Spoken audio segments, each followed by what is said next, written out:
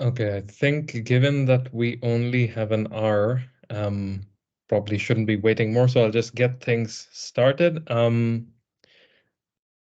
Quick housekeeping, we will be recording this session, so unless anybody has an issue, that would be the case. So good afternoon, esteemed guests and speakers. I'm honored to be the moderator for today's session on empowering the Ministries of Finance to address debt, development, and environmental challenges. This session, a joint venture between ESCAP and the Green Fiscal Policy Network, offers a platform for illuminating discussions on the indispensable role of green fiscal policies in navigating the precarious fiscal landscape post-COVID-19. Again, special thanks to ESCAP colleagues for co-organizing this event, and I think we can all agree on the value of dialogue and South-South exchange in addressing the pressing issues that we face today. So let's embark on this voyage. First up, I have the pleasure of inviting Mr. Hamza Ali Malik, Director of the Macroeconomic Policy and Financing for Development Division at ESCAP, for some brief remarks. To most of you, he needs no introduction, and I will not dare to try to cover his long list of accomplishments. And following Mr. Malik, we'll also hear from Ms. Marlene Nielsen, Deputy Regional Director at the Regional Office for Asia and the Pacific at UNEP. And Ms. Nielsen has been at the forefront of turning green ideas into actionable policies, and she brings a wealth of experience across peacekeeping, crisis management, environment, and gender mainstreaming. So please, over to you, Hamza. Thank you, Himanshu. Thanks a lot. Let me start by first thanking our partners. Green Fiscal Policy Network in particular, we have been collaborating, I think, for a few years now, and we keep exchanging ideas how to strengthen this collaboration further. So this is the latest example of our collaboration. I'm very grateful that we're able to partner with United Nations Environment Program and technology support we're getting from GIZ and even IMF, who's also part of the Green Fiscal Policy Network. The whole issue is actually summarized extremely well in the title of the side event, if you notice: empowering ministers of finance to develop integrated solutions to debt, development, and environmental challenges. A very ambitious undertaking, I would say, but that's exactly precisely the ideas that need to be discussed again and again, because issues are not settled. I think there's increasing understanding now that countries need to address both development, environmental, and more recently, even debt challenges simultaneously. But when you look at the countries, these issues are typically handled by separate ministries. So, Ministry of Environment will be typically focusing on environmental issues, finance will be talking about fiscal and debt issues, and may not be integrating environmental concerns into the policy making. So, that's the call for integrated solutions. I think we have been collaborating with the Coalition of Finance Ministers for climate action as well, and they've been highlighting and trying to go after similar concerns. So, as a researcher, for instance, or as somebody who's observing these trends, it looks pretty obvious that that should be done. Policymakers should integrate these concerns, but it does not take place that automatically. And that's the value of this particular side event. Try and see what exactly are the issues and hopefully figure out how to actually make sure that this required integration takes place. One more point, I think in these conversations, it's obvious that the governments actually will have to take the lead to try and transform, nudge policymaking, nudge the processes in interministerial collaboration, coordination, and so on and so forth. Why we're doing that? Essentially, we're talking about transformation of economic systems from a conventional approach, which primarily focuses only limited aspects of aspirations, economic development more generally, or GDP growth more specifically, to more carbon efficient economies and economic systems. That's a massive transition that spans over several sectors: energy, transportation, trade, you name it, right? So again, the integration part of policy becomes much more harder and critical. So the focus today, of course, is on the role of fiscal policy, or how the fiscal policy can take lead in making sure such integration takes place. Um, Green fiscal policy instruments, some of you are aware of, may have heard of some of the names and the frameworks. They are still not there in terms of a clear policy framework. It's a work in progress. So hopefully we'll hear from speakers what is the status at the moment and how we can take it further. There is still a need to improve the efficiency, effectiveness, and alignment of domestic public sources or budget in simple terms with environmental objectives. And mind you, all this happening at the backdrop of when countries are dealing with debt distress, right? So when we engage with member states, for instance, as we are engaging this particular week on the fourth session of the Committee on Macro Policy and Poverty Reduction and Financing with Development, we keep getting this concern expressed by several member states. For instance, Pacific Island countries are saying we are experiencing rise in debt because of natural disasters caused by climate change, and that is wreaking havoc with our fiscal position and debt, and we are deemed debt distressed or debt vulnerable. But it's nothing to do with our approach or how we are running our countries, right? But they have to deal with the consequences of that.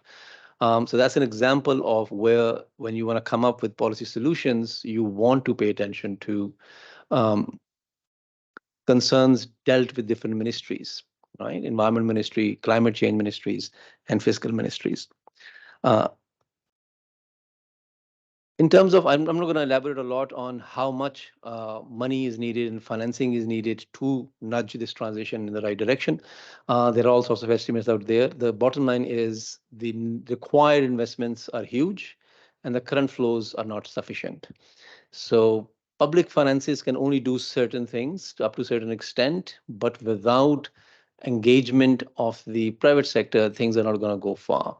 Just to give you a simple example, another example of interministerial or intergovernmental coordination. So central banks are taking a lead in many areas in greening central banks or greening financial systems or nudging private sectors to take their investments in areas that support this transition.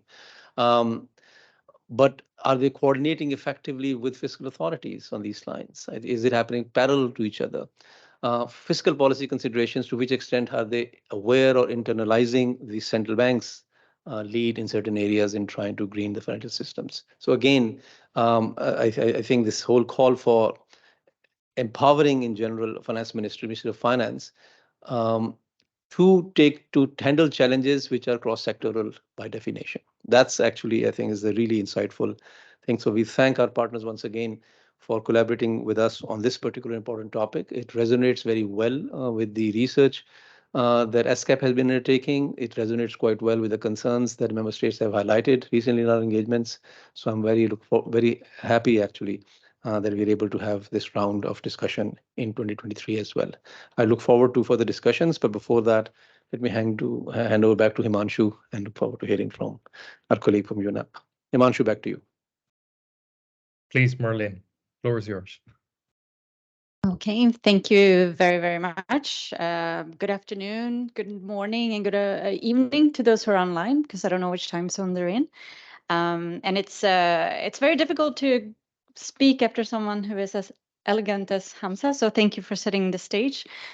Let me begin by noting the wide range of stakeholders participating in this session, as it does highlight the critical need of bringing together private and public sector partners to ensure that we more effectively mobilize and align financing to address the triple planetary crisis. And what do I mean by the triple planetary crisis? It's the crisis of climate change, the crisis of biodiversity and nature loss, and the crisis of pollution and waste. And these crises are not in silos, they're intertwined, and they're not a distant threat. They are upon us. They're here. They're unraveling the very fabric of our economies and societies, particularly here in Asia and Pacific region. The human and financial impacts of the climate crisis are felt wide and far, with an ever-intensifying deadly and disruptive weather extremes. Countries from India to Vanuatu has been blanketed in record heat, lashed by cyclones and floodwaters. The nature and biodiversity loss crisis is undermining our ability to feed ourselves.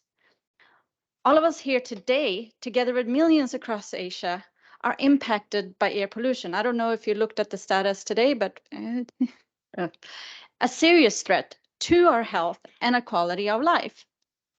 In addition, our tourism and fishery sectors, critical engines of economic growth in the Asian Pacific region, are also negatively impacted by unsustainable practices as well as pollution. the beauty and the bounty of our cities, water, landscapes, a magnet for tourism, and sustenance for our communities now stand at a precipice threatened by pollution. Our actions and investments, or lack thereof, reverberate through the economies and communities of ecosystems. The continuation of resource depleting practices underscore the dire need for more ambitious and integrated strategies. And the costs of inactions are steep. Regulatory efforts to combat the triple planetary crisis are imperative, yet come with associated costs that the Ministries of Finance must meticulously consider in budgeting and resource allocation. Moreover, the lens through which investors and financial institutions view environmental risks is becoming sharper. Our failure to address the crisis at hand can dim investors' confidence and pose hurdles in securing financing for projects. Conversely, proactive measures to combat pollution, tackle climate change, and protect nature can provide new investment opportunities, generating investor interest and catalyzing sustainable economic growth.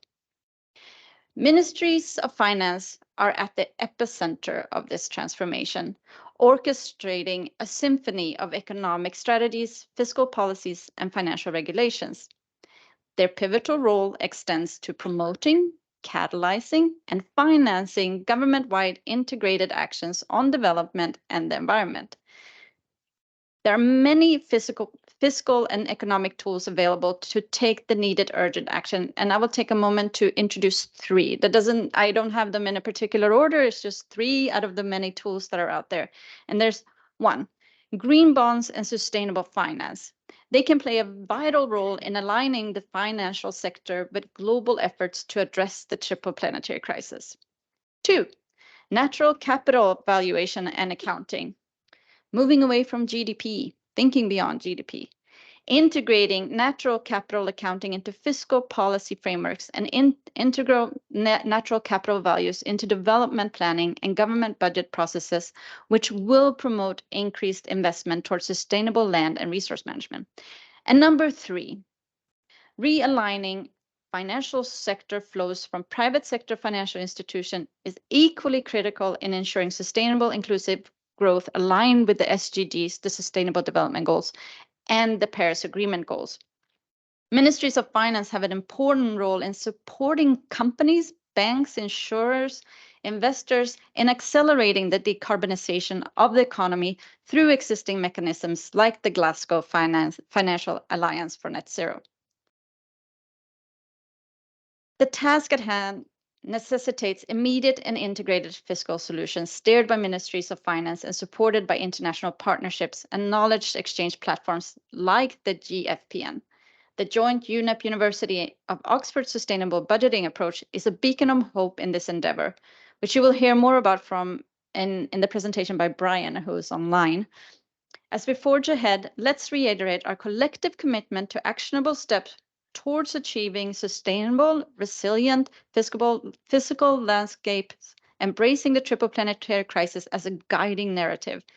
Our shared vision for a cleaner, greener, and prosperous future is well within our grasp with every action we take, every policy we formulate, and every investment we make. I extend my deepest gratitude for the opportunity to be here today and eagerly anticipate the collaborative strides we will make towards a sustainable fiscal landscape that triumphs over the triple planetary crisis. Thank you. Thank you very much, Hamza and Marlene, for those inspiring remarks and for setting the scene. And now on to our main speakers. So first, we have the privilege of hearing from Dr. Brian O'Callaghan, lead researcher and project manager at the Oxford University Economic Recovery Project, a research fellow at Harvard Kennedy School, and a senior advisor to the UN Economic Commission for Africa. He'll speak to us about the role of sustainable budgeting and how Ministries of Finance can leverage these tools to identify and resource systemic solutions to the debt, development, and triple planetary crisis. Following Dr. O'Callaghan, we'll hear from Mr. Gregor Saller, an advisor at GIZ, whose expertise on carbon pricing will provide a unique perspective on fiscal tools to address these challenges in an integrated manner. He'll present work on supporting socially just carbon pricing. And lastly, but most definitely not the least, we are honored to have Mr. Vacharan Srimanitham, Chief of the Macroeconomic Policy Analysis section at ESCAP. His presentation on the socioeconomic and environmental implications of green fiscal policies in Asia and the Pacific will nicely round out our session. So please, over to you, Dr. Brian O'Callaghan. Thank you very much, Hima. You're always so kind in your introductions. Can I just check that the audio is working okay? A thumbs up from... Perfect, great. I will share some slides to help guide our conversation here. And today, as Himanshu and our... Oh, that's seeing the wrong thing there. Sharing the wrong screen.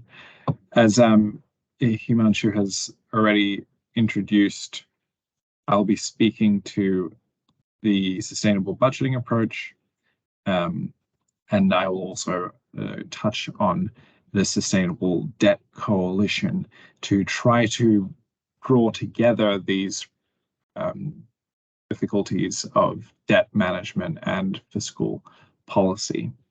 So let me start with the Sustainable Debt Coalition and broad context for these debt questions. So we've seen rising debt, obviously, on a global stage over the last few years, in particular since COVID, but the trend has been going a little bit longer than that too. What we've seen are debt costs rising alongside increasing increasing interest rates. We've seen international aid dropping. We've seen fiscal space dropping as a result of the new pressures from the COVID-19 crisis, from the crisis in Ukraine, from new emerging food and energy crises associated with the conflict in the Middle East. We've seen the frequency of economic and climate shocks increasing and the severity of these shocks increasing too. All of that, as mentioned, as we all know, has increased debt levels. So debt is really becoming quite unsustainable. As Himanshu mentioned, I spend a lot of time working with the UN's Economic Commission for Africa. And in Africa, we now have over 60%, that statistic has been updated now, over 60% of African countries spending more on interest on their external debt than on healthcare, and more than a fifth of spending more on interest than on education. Almost every single one is spending more on interest than they are on climate change. And this is really discouraging for many reasons. One important one, which we think is often neglected, is the downward spiral that exists between debt and climate change. For many, this is nothing new. For some, it will be, so I'll just explain it briefly. As we have increasing debt, countries have lower access to finance. With lower access to finance, they A, can't build their own internal resilience, economic resilience, and other resilience to climate change, and B, they can't invest in mitigating climate change. If we don't mitigate climate change, we have more climate change. And so we have higher climate damages, which are even worse because we aren't adapting. And as we have higher climate damages, we have to spend on those damages and we go into even more debt. And so we have this negative spiral that much of Africa, and I'm sure much of Asia too, has found itself wound up in. There's a really interesting study from colleagues at Cambridge that has showed that reducing effective weighted average costs of capital in Africa, and again, I'm sure these statistics hold exactly the same in Asia, could substantially lower emissions. Say that again, lower costs of capital will lower emissions. That's kind of obvious, right? Access to cheaper finance means we can invest more in climate. So it's in this context that the Sustainable Debt Coalition has been brought together.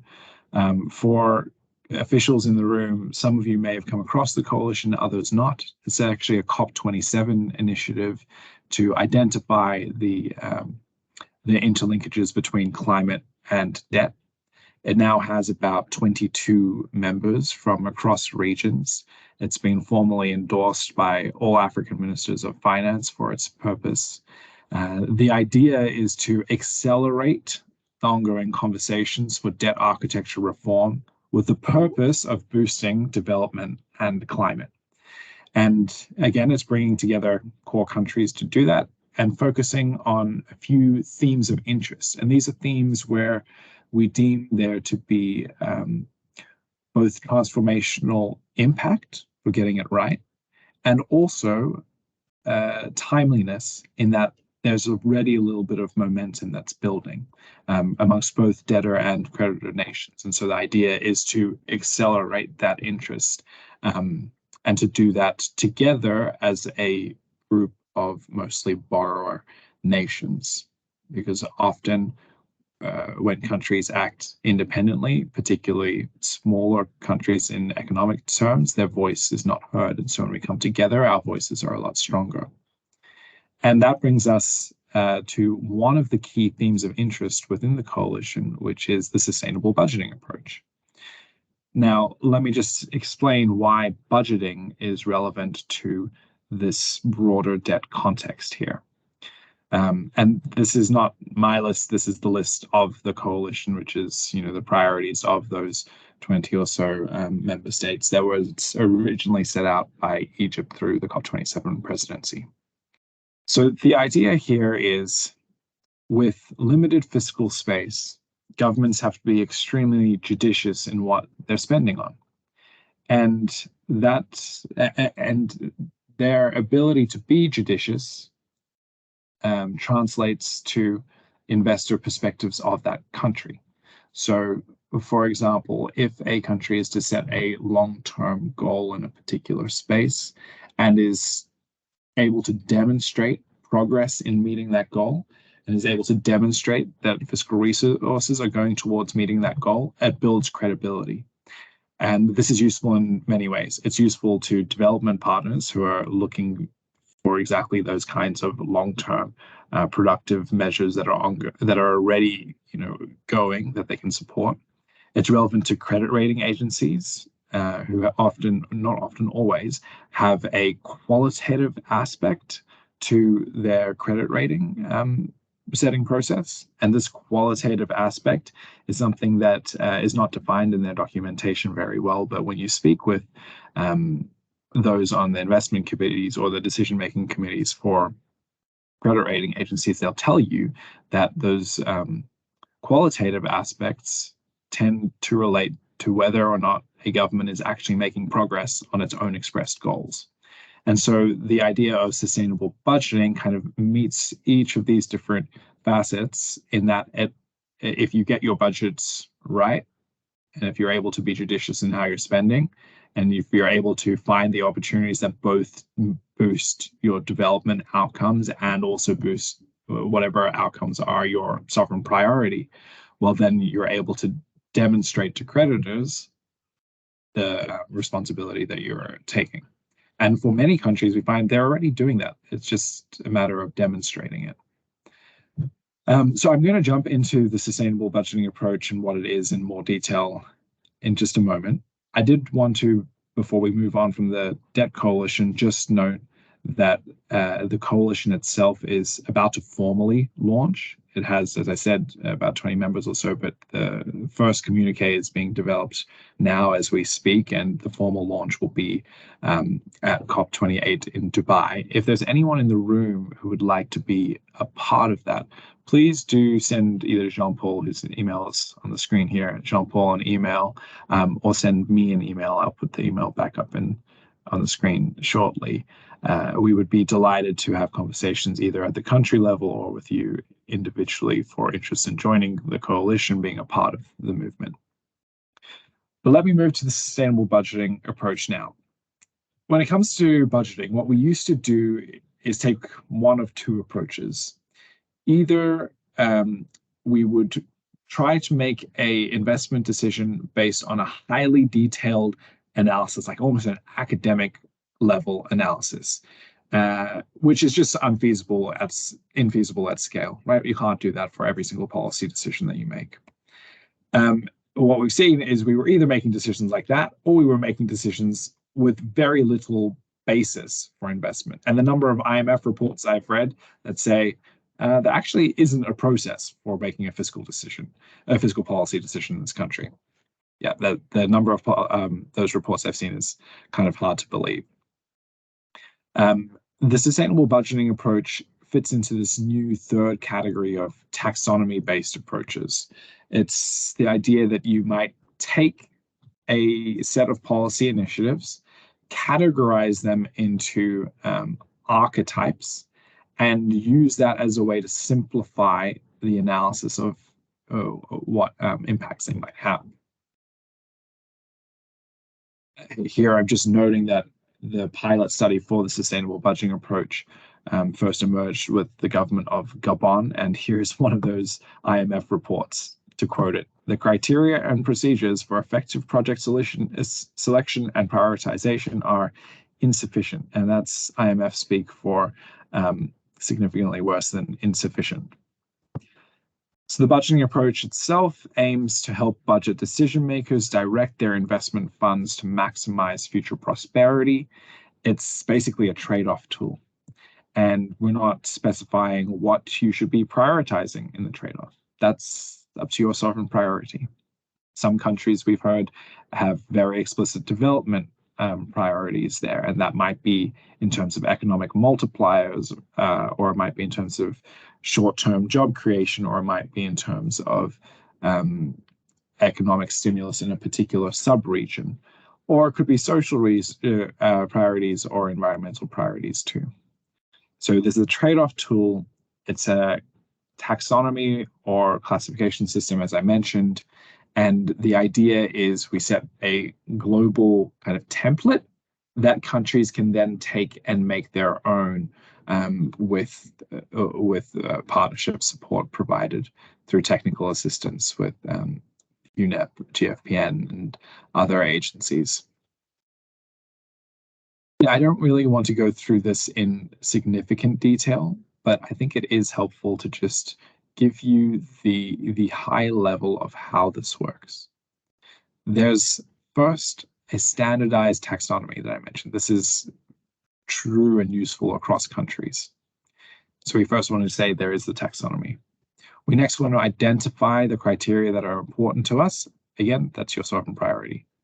We can, as a part of that, we've already developed impact-based measures and metrics for the items on the screen here. Of course, countries could add more items if they were interested.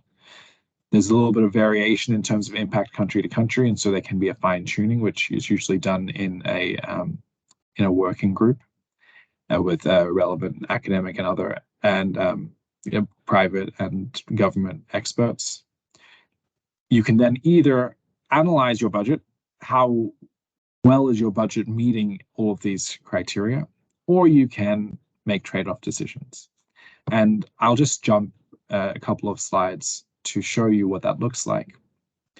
This is, again, from Gabon, and part of it's in French, apologies, but it was comparing on the left-hand side here a fossil fuel, I think it was a gas generation plant with a gas electricity fired generation plant with a solar electricity plant.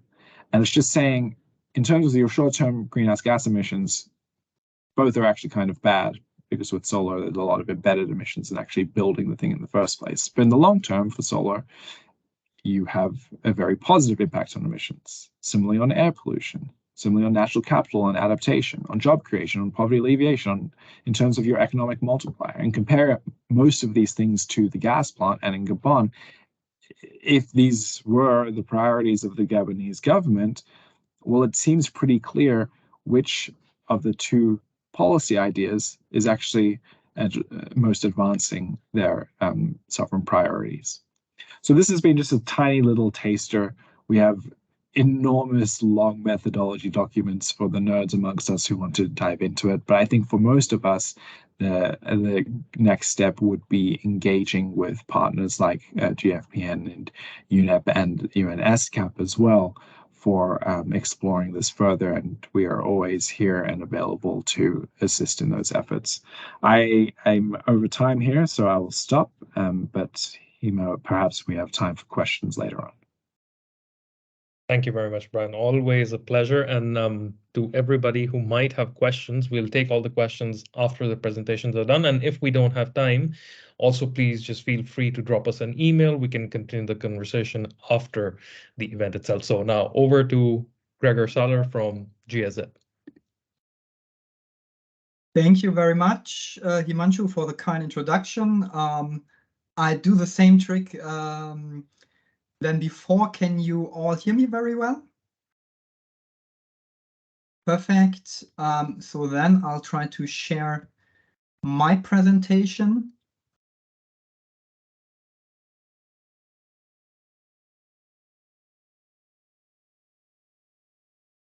And now I also hope you can see my slides.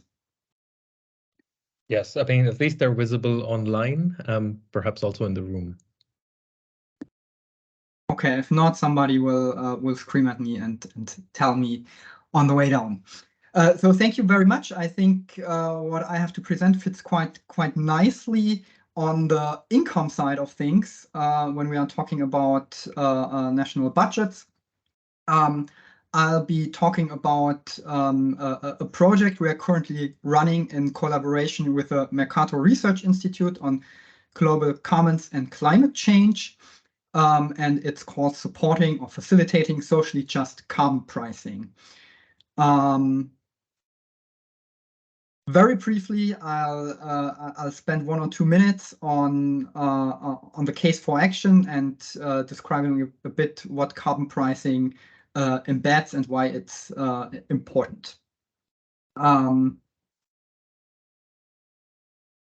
So why to put a price tag or why to put a price on carbon? For most, it's about accelerating the transition to a carbon neutral economy.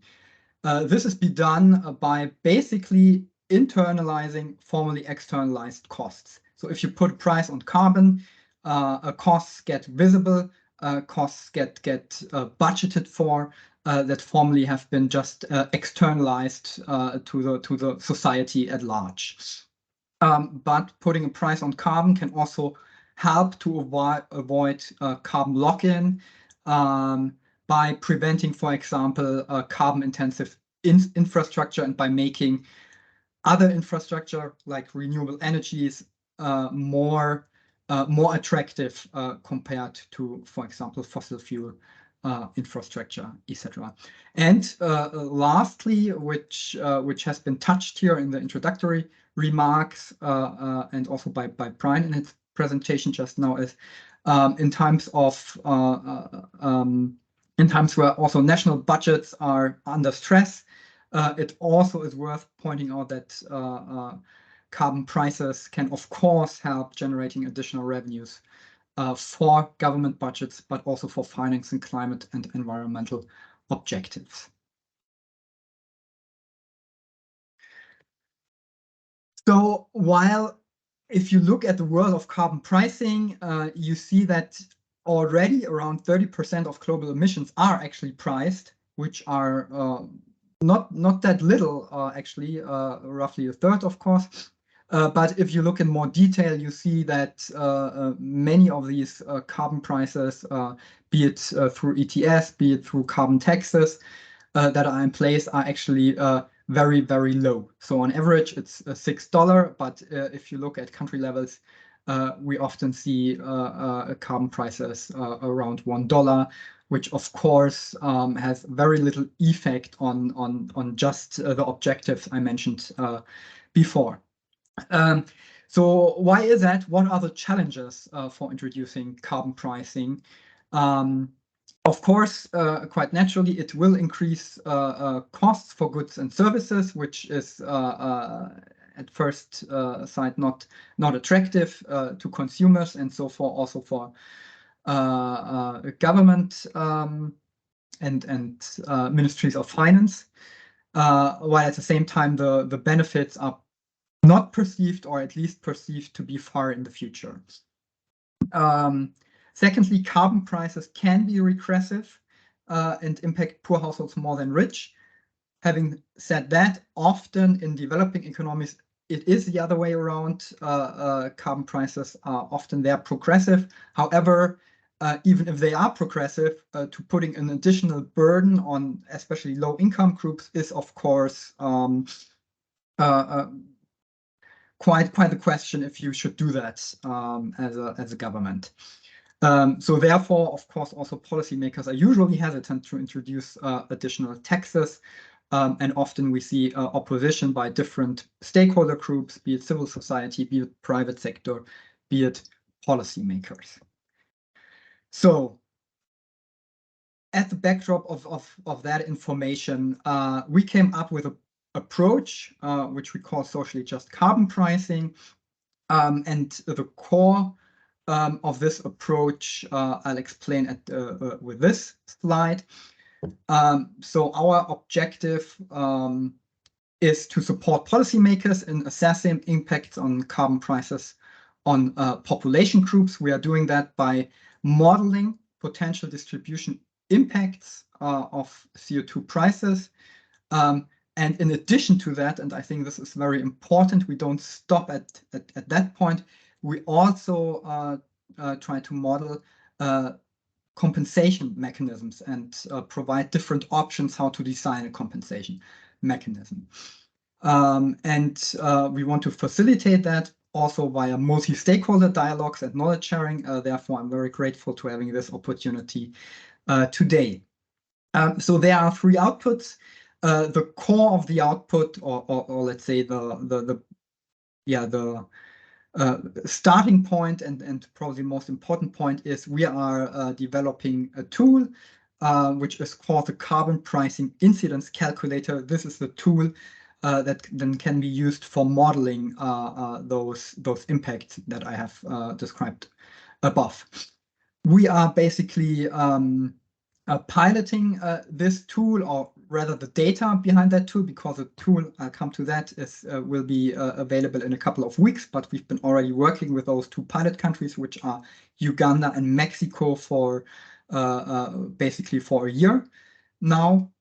And then thirdly, we want to disseminate the tool and experience from the pilot countries within international networks. The work we are doing in the countries, of course, foremost, our target groups are ministries, and they are, of course, ministries of finance and ministries of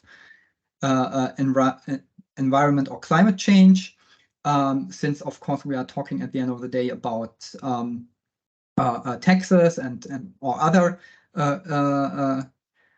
instruments which usually lie with the Ministry of Finance. However, we also try to expand that to other groups, because as we have seen, or as we have learned, often carbon pricing initiatives have a hard time or fail because of opposition from different groups. So we also try to embed civil society, academia, but also private sector in these stakeholder discussions. So now let's have a brief glimpse at the tool. This is actually a beta version of the tool. The tool itself will be launched at the COP. I'll be coming to that at the end of the presentation. So the Carbon Pricing Incidence Calculator, it's an online-based tool that will be basically freely available to the interested public. The core target group I have described before. So we are targeting people that are actively working with carbon pricing or have an interest in carbon pricing, but generally it's on a website. It will be freely accessible. We currently have 86 countries in the tool, and if my count was correct, I think it's 17 ESCAP members. So that are screenshots from the tool for about 2 weeks ago. Actually, the design has already changed a bit, but as I said, this is a better version, but I think it provides quite a good overview of the functionalities of the tool. So you choose a country, And then you have different options how to basically picture the results of the analysis. And you have different options what you actually want to analyze. Starting first, you can choose between if you want to see 5 income groups, if you want to see 10 income groups. But in addition to that, you can also choose different characteristica of population groups. Here in this example, it's urban in comparison to rural areas. You can also choose ethnic groups. You can choose car ownership and a couple of other characteristics, also sometimes depending a bit on the country and the availability of the data within the country. You can then choose your policy instruments. So here in this example, it's a 50 euros per ton carbon price depicted in relative terms. You can also switch to absolute terms and based on a national carbon price. And lastly, and I want to stress that because I think that is really also the beauty on the tool, is you can also look at compensation mechanisms. In this example, so there's basically a bar where you can shift how much you would of the income generated through the carbon price you want to recycle back to the population. Here in this example, it's 50%. And then you can also choose different basically options how you want to do that. The example here shows the reducing consumption taxes, for example, VAT taxes, but it could be also, for example, a lump sum transfer on a household level or on a per capita level, and a couple of different options, for example, also on electricity taxes, etc. And then you can see as a result how will the relative costs be for different income groups and different characteristics of these income groups based on no compensation mechanism and based on the compensation mechanism, how you have modeled it through the options of this tool. Yeah, and lastly, as I have mentioned, the tool will be launched during an UNFCCC side event at the COP. Fortunately, the dates are out by now, so I can already, for those who will be there in person, but also, of course, virtually, invite you to the event. It will be on the 5th of December at 4:45 local time. And yeah, happy to maybe see some of you there. And with that, I end the presentation. I have in the annex, of course, lots of additional information about the methodology and the data in the background. I skipped that to stay brief. Please feel free to reach out to me if you want to, if you have any questions or if you want to, discuss on that. Thank you very much, Birger. And we will be sharing the presentations from the event afterwards through the webpage. So over to you, Bacharin.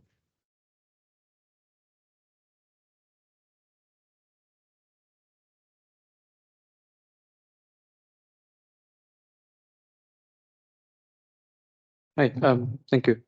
So I hope you can see the slide now, online participant. You can see the slide, right, Himanshu? Okay, good. Just to leave some time for the discussion after the end of the session, I would like to take about 10 minutes to go to the slide, which is whether good or bad, it is a third tool that we are offering to you today. But I think that's the essence of the empowering the Ministry of Finance with some specific tools. So just to put what this presentation is about, it's just to highlight some of the key findings that we did with some selected Asia Pacific economy during the past 3 years. We have been implementing this technical assistance project on economic policy scenario analysis, and to support the evidence-based policy making. We have been implementing, studying a wide range of the policy scenario from the economic, social, and environmental perspective.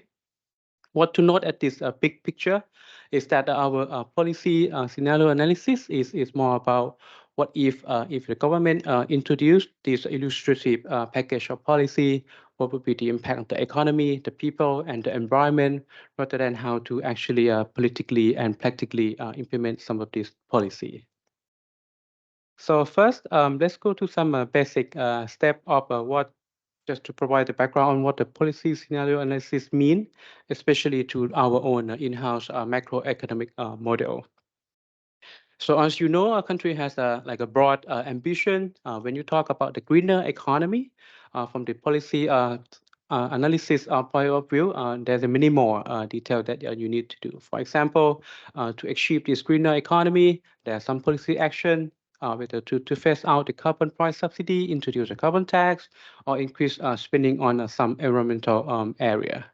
But to do this study, you need quite an exact assumptions, typically based on in consultation with the government, as well as the literature review.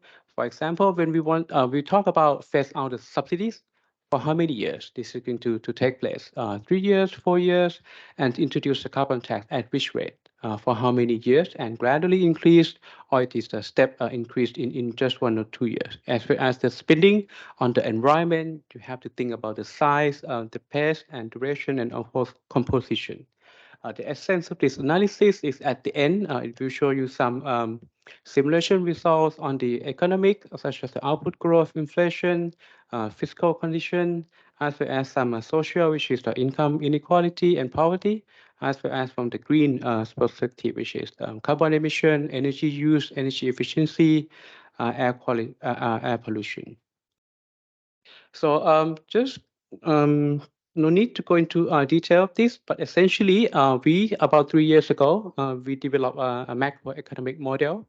Okay, so unlike any other macro model, which is meant to be for forecasting, we introduced some social and environmental into this model that allow us to, for example, once we introduce the carbon tax, what is the impact on the poverty and income inequality?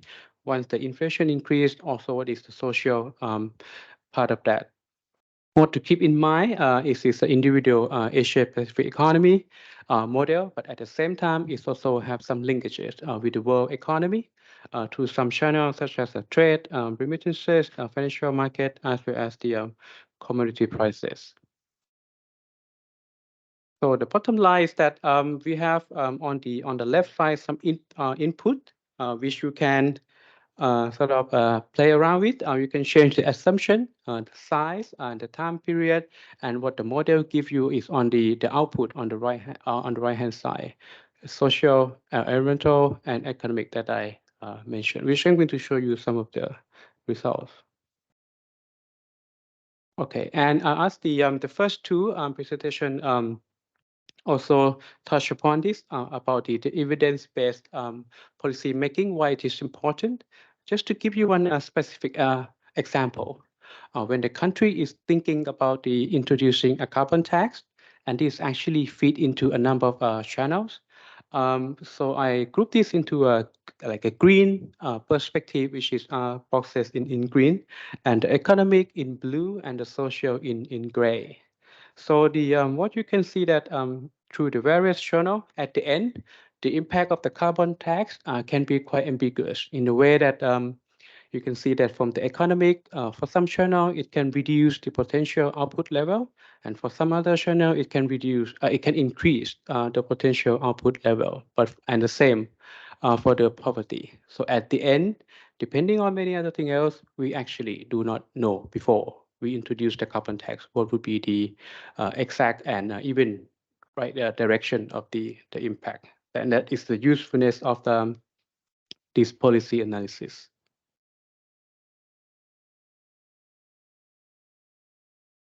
Okay, just briefly on so why this is quite important. The first, when the government has a plan, they can use this modeling to sort of make a decision. We provide some different policy scenario. We provide a different trajectory of the result so that the government at the end can make a decision on the scale, composition, and the pace of some of the green policy intervention that they want to do, especially to meet with the climate targets such as if the country want to reduce the carbon emission by 20% in the next 20 years, these two can give you a rough estimate on that as well. And if we know ahead of time who would be adversely impacted by some of this green policy, so that we can start to prepare some mitigation measure, as well as this evidence-based help to facilitate the negotiation or to get the buy-in from the relevant stakeholder, especially those who will be negatively affected by this policy announcement. So some example, in the past 3 years, we have worked with a number of countries. These are just some of the example, but just to highlight that in almost all of these countries, the common scenario that we did is to phase out some fuel price subsidy, introduce the carbon tax, whether within the country and or globally as well. So we are the global model, so this is allow us to do this. And importantly, as well as highlight in the previous presentation, it's not just about introducing the carbon tax. When the government get more money, they can spend back on certain things, social protection, even more on environment, or for some country, which is in a more difficult fiscal situation, they can actually do not spend anything and keep that for the budget support. And all of these options have a different implication. So these are just some example of the scenario that we did in some country. In this presentation, I'm going to present more on Indonesia and Sri Lanka. So on Indonesia, which the whole study focus on the green element of that, the country has some plan to introduce the carbon pricing, to remove the fuel subsidy with a specific timeline, and to spend some of this on social connectivity and environmental program, as well as to support the budget. And what is quite unique in the case of Indonesia is that there's an initiative to introduce what they call a fiscal transfer for afforestation. It is a transfer from the federal central government to the provincial government based on some key performance indicator about the rainforest cover. And there's a combined policy scenario which put all of this together. So as I mentioned before, when we have a big picture of what we want to do, we make some assumption based on consultation with the government on the literature review, and introduce the carbon tax at what was initially announced, which is relatively low at about $2 per ton. And this is the time frame, the size of the green fiscal transfer. And in this study, we assume that whatever additional fiscal resource that the government get, about 25% of this will be used for the social protection, especially, for example, to give the cash transfer to the poor, which will be affected by the carbon tax, and 75% of this to support the green fiscal transfer within the country. So some of the results then. At the big picture, GDP go up because the government do not keep all of the revenue, okay, all of the additional fiscal. So send back, and this boost the output level, as well as in the longer term, the greener development also mean a higher level productivity and increase the potential output level. Initially, inflation rate go up as part of the energy prices. In the longer run, poverty decline. But remember that this is partly because the government spent on social protection at the same time as introducing the carbon tax in line with the higher lower poverty, GDP also decrease. And in the model, we have a wide range of the environmental variable. The key one is the carbon emission decline in the same pace as air pollution, some coal consumption, as well as the tree cover loss. So all of this as expected, so go down. In the case of Sri Lanka, a bit of a context, the country is experiencing some macroeconomic difficulty. So we do not actually just look at the green aspect. So in all of these scenarios that we work with Sri Lanka, we also assume that there's some policy scenario to improve, to enhance the fiscal resources at the same time as achieving some sustainable development in the long run. So just like other country, but the number are specific to Sri Lanka. So we assume that the government phase out the carbon subsidy, introduce the carbon tax, spend half of the additional fiscal resources to support the budget, given the tight fiscal condition, increase a bit of the value tax, and then that to improve the public debt management as well. That itself increased some fiscal resource, because when the public debt level increase, the risk premium doesn't have to increase at the same extent as before if you have a better public debt management. And not to go too much into detail of this, but the 3 dimension of the policy, just let's look at the green one, is about 2.6% of GDP increase in spending on the energy access and energy efficiency. And at the same time, we also assume that the whole world also introduced the carbon tax, and not just in Sri Lanka. So for the chart on the left, the carbon emission reduced as expected in the green policy as much higher than other policy. But for the government debt as well, if you have a look at the red line, which is represent the green policy scenario. So actually the green policy scenario not only reduce the carbon emission a lot, but also help to reduce the government debt relative to the baseline as well. So key takeaways is that there's some big picture and there's some more detail. The big picture is that all in all of our national study that we produced so far, you see that the inflation will increase initially, but if this deter the government from introducing the carbon pricing, then this is not the thing that should be happening. At the same time, because of this green fiscal policy is mainly carried out by the Ministry of Finance as the mandate, there's a need to balance between macro stability as well as pursuing the climate ambition.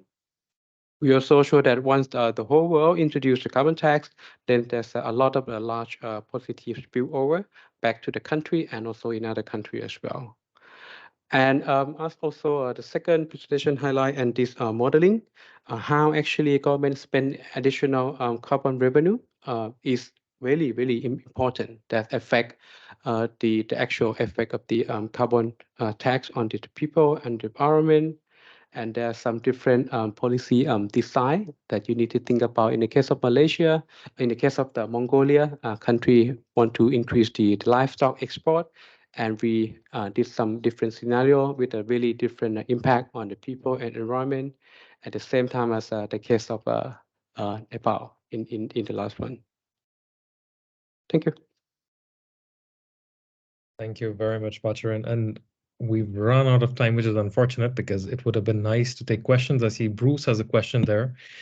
And it would also have been nice to talk more about the soft aspects, capacity building, the power of communication and narratives, because it's all good and nice to have these hard aspects, which are the technical aspects, but if they're not combined with good communication, narratives, sequencing, then it's unlikely that these will work. So maybe Bruce, if it's fine with you, we can respond to your question after the event. I don't know, Hamza, over to you if you have any closing remarks. No, not closing remarks. I think let's see if anybody has questions. Perfect. Just in case, Yeah. 5 minutes, 10 minutes. Let's see if we have 1 or 2 questions we can take. That would be the best. Let's take advantage of Brian and other colleagues who are here. So, any questions, colleagues? You heard colleagues online. Any technical questions to all 3 speakers? Bruce, would you like to take the mic and ask? Sure. I was very interested in the presentation. Thank you very much, both on the carbon tool and on the more detailed discussion of the macroeconomic and fiscal aspects of the last speaker. But I was thinking as it went along about the fossil fuel subsidies are very, very significant, and I wondered whether you had looked at whether it was better to be the target or the focus being on removing the fossil fuel subsidies was more important than carbon pricing. That's my question.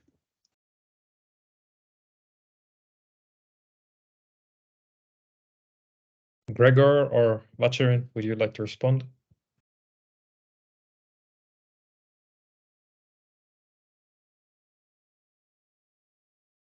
I can quickly respond for the tool.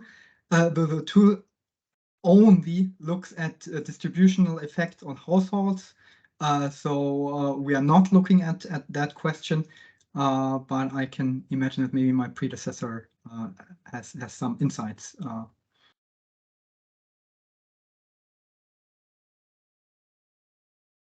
I think based on the several countries that we work with, I think the short answer is the impact of the carbon tax tend to be larger than the fuel price, than the phasing out of the fuel price subsidy. But of course, this depends on first on the existing level of the price subsidy.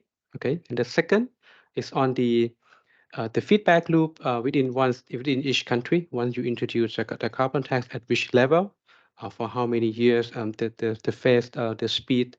Normally, we assume that is taking place in quite like in the medium term. Start with a very low rate in the first year and gradually increase to the year 5, and then we maintain at that level. But the overall, the magnitude of the impact is much larger.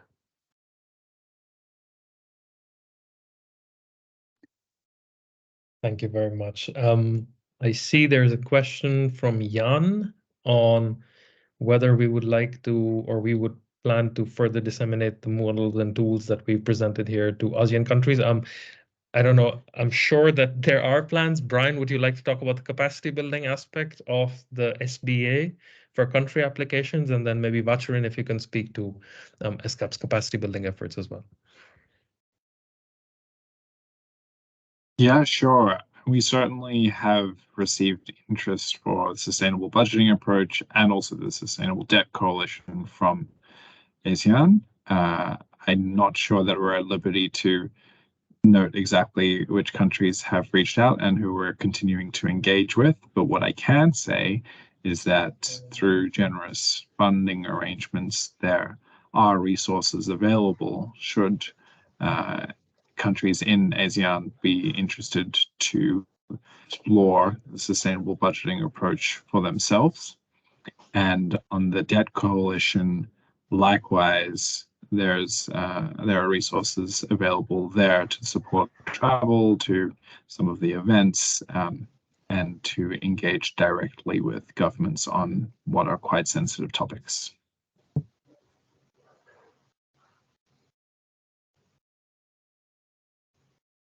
Vacherin, would you like to talk about the dissemination of the report that you just presented?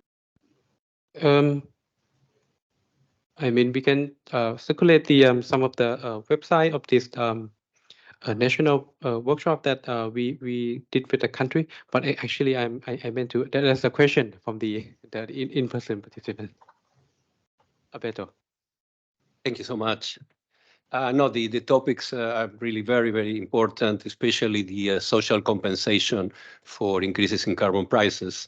I would like to know from Vacherin and Gregor if your work provides some quantification of how much is needed, and then beyond the technical work, the issue of communication with governments, and because that was mentioned by Sharma as well, is also very important if there is any reflection on that topic. Thank you.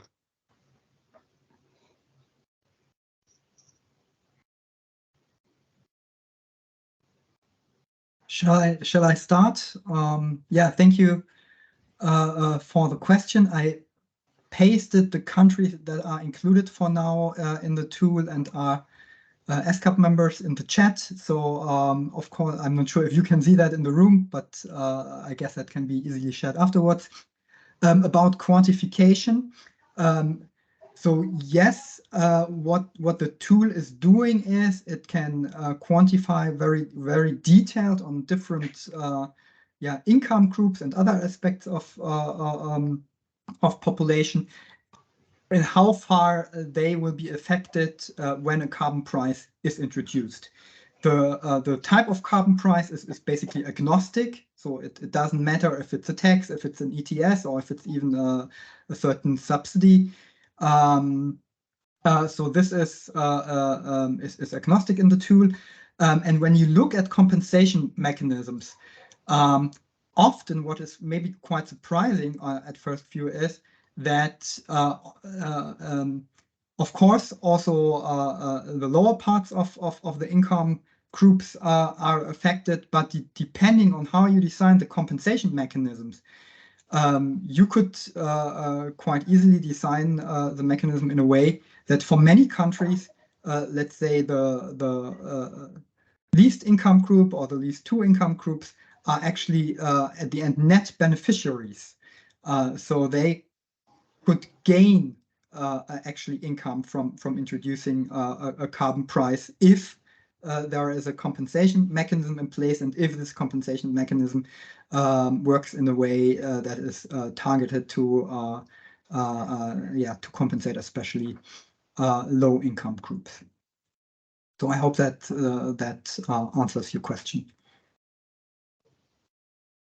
Perfect. I also see that Owais has his hand up online. Please, Owais. Thanks, Himanshu.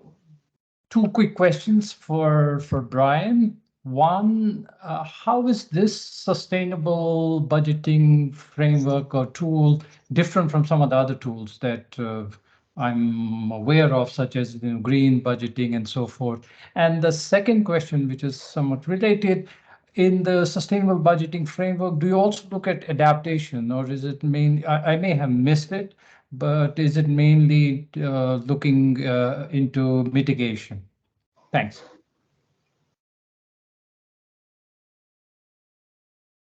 Thank you for that question, Oais. And the first one is probably the most common question that we get. So the sustainable budgeting approach is described and describes itself as a trade-off tool rather than a tracking tool. It can be used for tracking, but it's meant to be a part of the decision-making process rather than applied ex post to try to understand impacts. And so that's like the core fundamental difference. When we speak a layer deeper, there are a whole lot of additional differences that are worth noting. I will summarize a couple now, but encourage anyone who is interested to look to the 150-page methodology document that has a long discussion on this. But for example, the sustainable budgeting approach tries to have a multi-criteria approach where the criteria are defined by countries themselves, and the differences in criteria allow you to be a little bit more nuanced. So we have both a short-term greenhouse gas perspective and a long-term greenhouse gas perspective, for example. Another difference is these approaches, the sustainable budgeting approach considers both positive and negative impacts. Oftentimes, if you have green budget tagging, it's either it's green or it's not green. Not how green, or is it perhaps dirty? And the sustainable budgeting approach tries to have more Likert indicators, basically, instead of just, often we have 5, very bad, bad, neutral, good, very good. Those are a couple, but again, there's much more in the document. To your question on adaptation, so the point of the budgeting approach, again, is to be malleable to country-specific needs and priorities. We have already done assessments for a few different criteria. I'll quickly list them. Again, short-term greenhouse gas, long-term greenhouse gas, air pollution, adaptation and resilience, job impacts, economic multipliers, natural capital, and a inequality factor that was specific to Gabon. Yeah.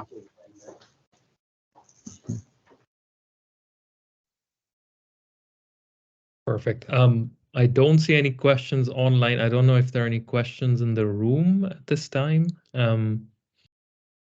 But if not, then please, I mean, of course, if you have any questions after the event, also please do feel free to share them and we will contact the speakers and get back to you. Hamza, any closing words? Just very quickly, very grateful actually for the three speakers here. Brian, Gregor, Wat, for sharing very specific tools on something that can be used for policymakers. I know they are hard to absorb initially, but there's a lot of value once countries, policymakers invest in them and they can use them over time. So really want to thank these three speakers in particular. And then I would like to thank, of course, Himanshu, you on the behalf of GFPN for coordinating with us, collaborating with us on this one. It has been months in the making. My colleagues here have been working very hard, Mihao in particular. I've been who's been haunting you for all sorts of questions. So in the end, it all worked out. We'll be posting, of course, the presentation and everything on our webpage. This, as I said earlier, is a part of special side event on the sidelines of our committee deliberations, which are focusing on financing gaps and debt concerns. So this gels extremely well with the objective, of course, how to address these issues while you want to pursue a sustainable development agenda and climate action ambitions and so on and so forth. So it gels extremely very well, the tools over here. So thanks everyone over here. And thanks for all the colleagues who joined online for listening in and asking questions.